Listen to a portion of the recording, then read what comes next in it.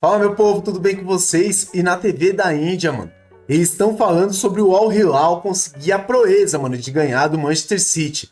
E também eles ressuscitaram um lance ali do Messi agredindo um jogador ali do PSG. Se liga aí nas notícias da Índia agora. May be under fire for its poor management, but this tournament has become a game changer, not for FIFA, but for the so-called underdogs. It's proven one thing loud and clear: Europe doesn't own the sport anymore. Given the right platform, clubs from South America and Asia can be just as fierce, or even more. Enter Al-Hilal, the biggest Saudi club making waves. For years, Saudi football was written off as a cash splurge, a retirement league for aging stars. Names like Ronaldo, Benzema, Neymar, Mane and Kante seeing this as their perfect setting for last hurrahs. Much like the Major League Soccer in the US, a league merely existing but not really competing. Their 2034 World Cup hosting rights were also questioned thanks to Saudi Arabia's controversial human rights record. But all that narrative started to shift once the world actually witnessed Saudi football firsthand. Ronaldo's arrival put a spotlight on the Saudi Pro League. Then came Lionel Messi's Inter Miami, getting hammered by both Al Nassr and Al-Hilal in club friendlies. In 2023, Messi, Neymar and Mbappe-led PSG barely edged past Saudi All-Star in a thrilling 5-4 match where Ronaldo scored twice. The message was clear: Saudi football is here to stay. It's no longer just a playground for veterans, it's becoming a breeding ground for talent. And the 2025 Club World Cup cemented that. They kicked off by holding Spanish giants Real Madrid to a draw, drew against Austrian powerhouse RB Salzburg, dominated Mexican side Pachuca 2-0, and then stunned the football world by hammering Premier League beasts Manchester City 4-3. Sure, Brazilian clubs have also risen in the tournament, but Brazil is a football powerhouse, a nation where the sport is part of the national DNA. For a Saudi club where football is still growing, this is nothing short of historic. But Al-Hilal's rise does more than showcase their skill. It exposes FIFA's Flawed Club World Cup model. Europe dominates with 12 teams. South America gets 6. Asia, Africa and North America only 4 each. Oceania gets 1. Yes, Europe has footballing history and a massive fan base, but this blatant disparity in slots is hard to justify. Compare that to the Men's World Cup, where representation, while imperfect, is more balanced. At the World Cup, for every 2 European teams, there's roughly 1 from Asia, Africa and South America. At the Club World Cup, it's a complete mismatch, almost like FIFA is trying to stack the deck with European clubs there. No wonder the Club World Cup struggles to gain respect. FIFA dodges criticism on slot allocations, but Al-Hilal's performance demands a serious rethink. Why not standardize qualification like the World Cup? Why give backdoor entries to European heavyweights based on name alone? Or base the whole tournament around just one player? Merit over prestige needs to be their new mantra, because the Club World Cup isn't just a glorified exhibition. It's a platform for emerging clubs to shine.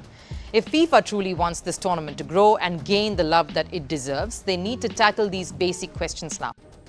The PSG versus Inter Miami clash had it all: drama, feuds, controversy, a legend facing his former club, and a crowning moment for a marquee coach.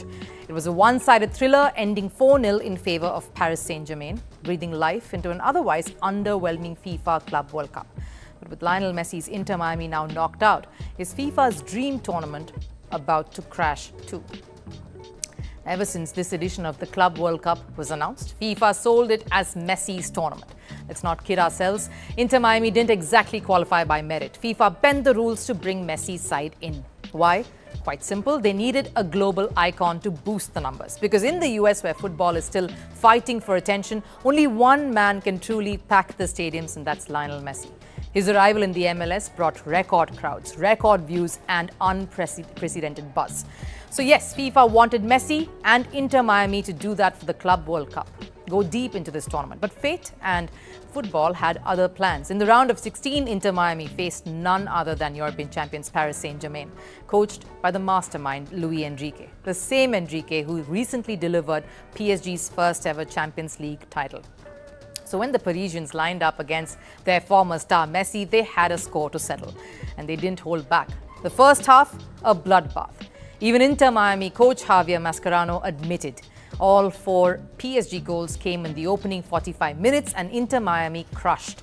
A historic season for PSG where another glorious chapter was added. I think it's clear that we're having a historic season at our club, and we intend to add to that in this competition. We're already in the quarter-finals, where there will only be 8 teams, and our goal is to try to go as far as possible. And yet, the spotlight wasn't on PSG, all eyes were on Messi. The stadium, a sea of pink, packed to the rafters. The crowd wasn't there for Paris, they were there for one player, and the Messi experience. Very happy that PSG won. Also to see Messi is a grand opportunity. Hey, look, it was beautiful. We lost 4-0. It was bad, but look, just listen. The stadium was pink. The stadium was pink. I saw that estadio so full, and everybody want to see Messi, and that is the priority for everybody. See Messi. And it wasn't just the fans feeling all nostalgia either. It was a very special match because I got to reconnect with people with whom I've shared many things, many successes, and also failures, which is normal in professional football, but it was an emotional match. I would say it was perfect to be able to greet the players before and after the match. But behind all the hugs and the smiles, things got ugly. After the game, Messi was heavily taunted online. He was blamed for the loss, mocked for the scoreline, but not everyone joined in on the troll train. Enter Zlatan Ibrahimovic, the ex-Barcelona striker, didn't hold back in his defense.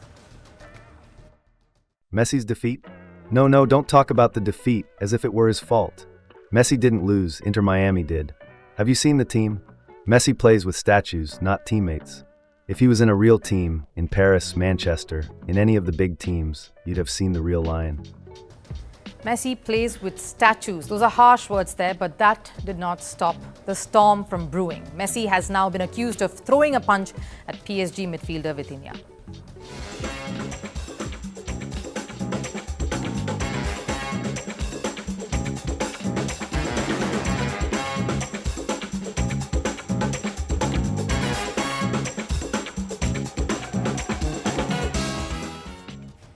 From crowd adoration to controversy and criticism, this match had everything. A dominant PSG performance, Messi under fire, a potential disciplinary storm, a fan base that showed up not for a club, but for one person. For FIFA, this was gold dust. But now that Messi's out, what's left?